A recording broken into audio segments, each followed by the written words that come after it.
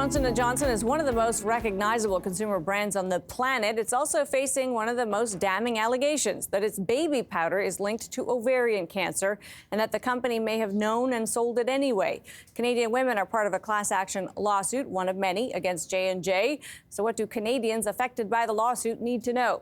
Gulnaz Nayar-Ahmadi is a partner at Rochon Genova, who is bringing one of the class actions. Thank you very much for being with us. Thank you for having me.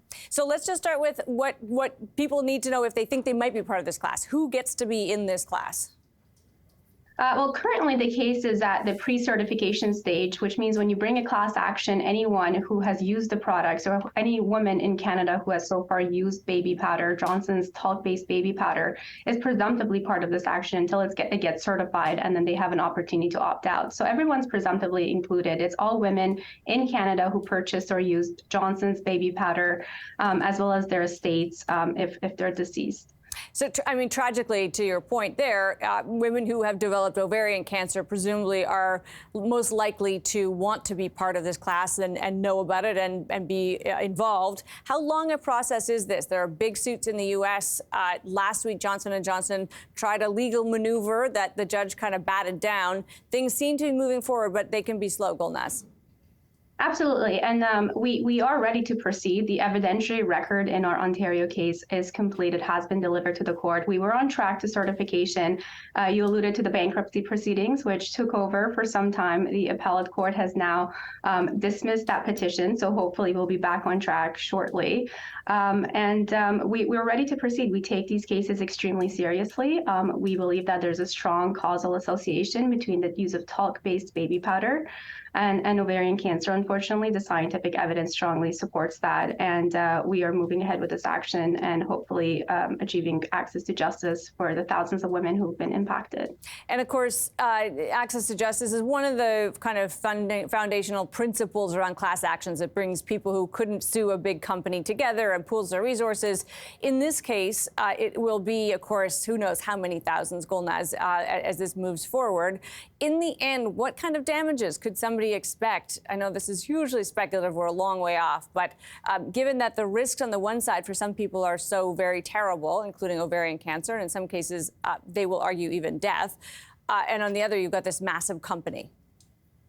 Yeah, I mean, the damages could be potentially extremely large, as you alluded to, because there will be a spectrum, obviously, of the impact, and causation is going to be a factor. So individuals will still need to prove their individual cases if this proceeds to trial.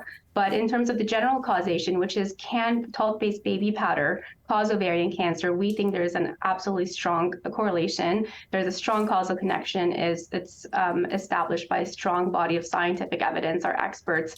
And we're confident that we are going to be successful in establishing that should the case move forward.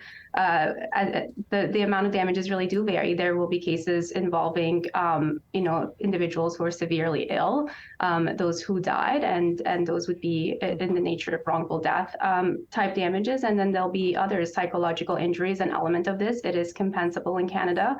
And we think that any experience with cancer would have, resulted in also significant psychological injury. So the range will vary, and we'll need to see when we get to that stage of the litigation. Gulnaz, we appreciate you joining us for this. Thank you for the update.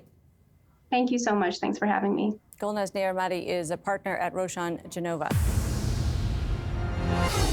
Time for the takeaway and feeling good about good feelings.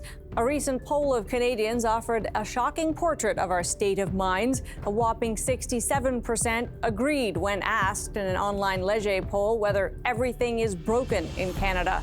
We'll leave aside the leading nature of that question and ask instead, are things really as bad as they are often made out to be? We can all guess some of the reasons for lower sentiment, and it is lower in other gauges of well-being too. Things like inflation, poor affordability, worries about recession and our jobs all make Canadians nervous.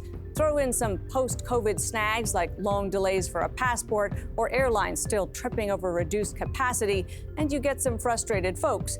Now, add in the echo chamber effect a lot of consumers of news get trapped in, hearing only ideas and stories that fit with their existing worldview, and the basic human characteristic that means we pay much more attention to bad news than good, and okay, the gloominess starts to make sense. But maybe we should make more of a collective effort to cheer up.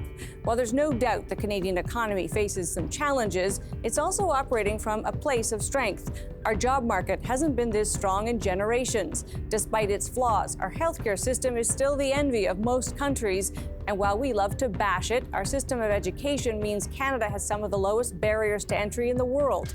Meanwhile, on every basic measure of well-being, there's been no other time in history when it's been better for most of us to be around. And it's worth mentioning that we also score well on a relative basis. Canada is a generous, welcoming, diverse place of opportunity. Can we do better? Always, and it's important not to stop trying.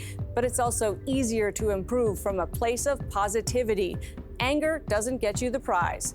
My takeaway, the next time someone is bashing Canada for being broken, ask them, where would they rather live? That's Taking Stock for this week. I'm Amanda Lang. Thanks for being with us.